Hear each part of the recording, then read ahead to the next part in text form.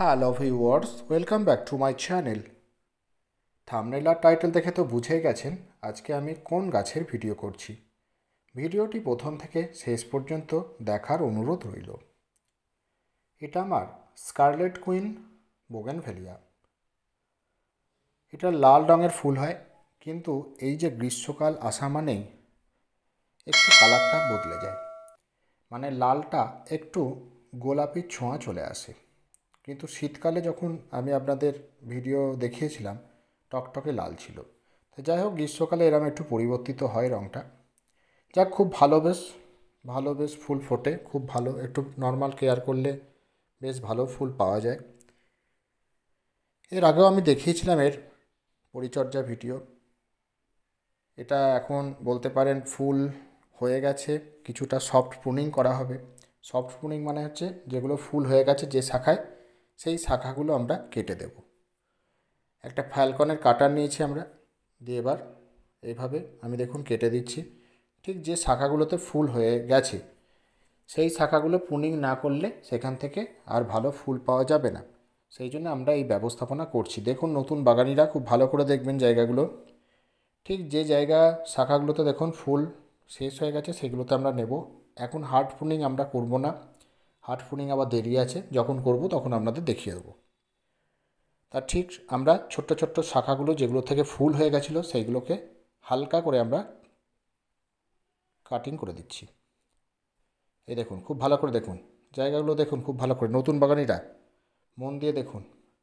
এইভাবে আপনাদের গাছেও আপনারা এইভাবে সফট প্রুনিং করবেন। প্রচুর প্রচুর ফুল ফুটবে দেখবেন। এখনও গাছে অনেক ফুল আছে, অনেক দিন স্টে করে, খুব ভালো লাগে। যারা লাল বোগেনভেলিয়া ভালোবাসেন এটাকেও আপনারা রাখতে পারেন, স্কারলেট কুইন। ঠিক আমি বেছে বেছে সমস্ত শাখাগুলো সফট প্রুনিং করে দিলাম।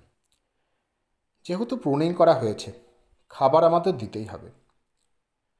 জৈব মিশ্র সার যেটা, সেগুলো আমরা দিতে হবে। তার আগে আমাদের নিড়ানির সাহায্যে মাটিটা খুঁড়ে নিচ্ছি আমি। এখানে যেগুলো আগাছা থাকবে, গাছের যে শিকড় থাকবে, সেগুলো সব তুলে ফেলে দিতে হবে।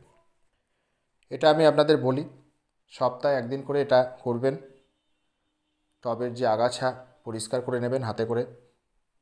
মাটিটাও আপনারা মাসে দুবার খুঁড়ে দেবেন, তাহলে খুব ভালো রেজাল্ট হবে গাছের।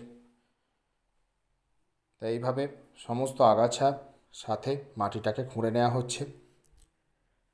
এই দেখুন, সব আগাছার যে শিকড়, এই শিকড়গুলো তুলে ফেলতে হবে, নাহলে আবার ওইখান থেকে গাছ বেরোবে। অতএব এইগুলো আপনারা ধৈর্য দিয়ে এই কাজটা করবেন। খুব ভালো করে দেখে নিন নতুন বাগানিরা, এই শিকড়গুলো আমি তুলে ফেলছি দেখুন। অনেক সময় কী হয়, আপনারা পাতাটুকু তুলে ফেলেন, শিকড় তোলেন না। আচ্ছা, এইবার এখানে সমস্ত জিনিস 2 চামচ করে আমি নিয়েছি। 2 চামচ সর্ষের গুঁড়ো খোল, 2 চামচ নিম খোল, 2 চামচ শিংকুচি, 2 চামচ রক্ত সার বা চামড়া সার, 2 চামচ কলার খোসার ডাস্ট, 2 চামচ হাড় গুঁড়ো, এগুলো সব নিয়ে আমি একটা মিশ্র জৈব সার তৈরি করেছি। এবার এই সার আমরা মাটিতে দিয়ে দিচ্ছি। দেখুন নতুন বাগানিরা দেখুন, ঠিক সমস্ত মাটিতে আমরা চামচের সাহায্যে খাবারটা দিয়ে দিচ্ছি। অনেক নতুন বাগানিরা আছেন যারা ঠিকমতো বুঝতে পারেন না কীভাবে কী ব্যবহার করব, কত পরিমাণ খাবার ব্যবহার করব। তাদের জন্যই আমার এই হাতে ধরিয়ে ধরিয়ে একটু লং ভিডিওর মাধ্যমে তাদের শেখানোই আমার কাজ। যারা জানেন তাদের জন্য এই ভিডিও নয়। এইবার দেখুন খাবারটা দেয়া হয়ে গেছে, এইবার জাস্ট একটু ছড়িয়ে দেওয়া হচ্ছে মাটিটা। আপনারা চাইলে এর ওপর দিয়ে একটা ভার্মি কম্পোস্ট বা কাউডাং কম্পোস্টের স্তর দিয়ে দিতে পারেন, বা আপনারা অন্য মাটির একটা স্তর দিয়ে দিতে পারেন। আর বোগেনভেলিয়াতে এমনি আমরা টবে যেহেতু করছি, একদম ওয়েল ড্রেনেজ সয়েল হওয়া জরুরি। এবার কি করছি, আমরা অল্প পরিমাণ জল দিয়ে দিচ্ছি।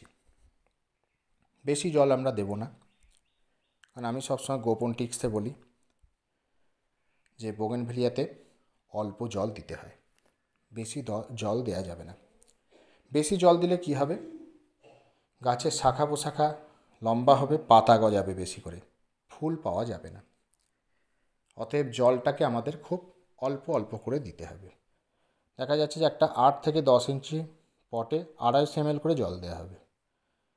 এই দেখুন, খুব ভালো করে দেখুন, এই যে টকটকে লালটা দেখুন শাখাতে আছে, এই লালটা এর অরিজিনাল কালার, কিন্তু গ্রীষ্মকালে একটু লালের সাথে গোলাপি হয়ে যায়।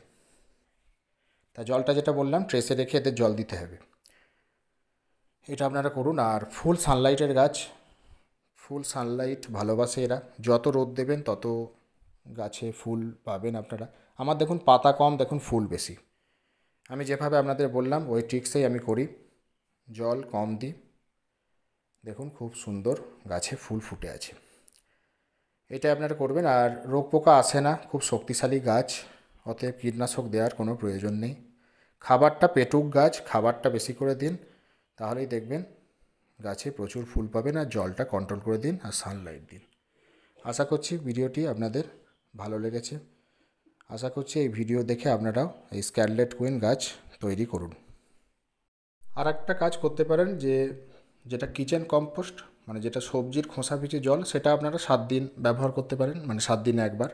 তাহলে খুব ভালো রেজাল্ট পাওয়া যাবে, গাছও খুব ভালো থাকবে, ভালো পুষ্টিমূল্য পাবে। আশা করছি ভিডিওটি ভালো লেগেছে আপনাদের। যদি ভিডিওটি ভালো লেগে থাকে অবশ্যই লাইক করুন, বন্ধুদের সাথে ভিডিওটি শেয়ার করুন, কিছু জানতে আমায় অবশ্যই কমেন্ট করুন।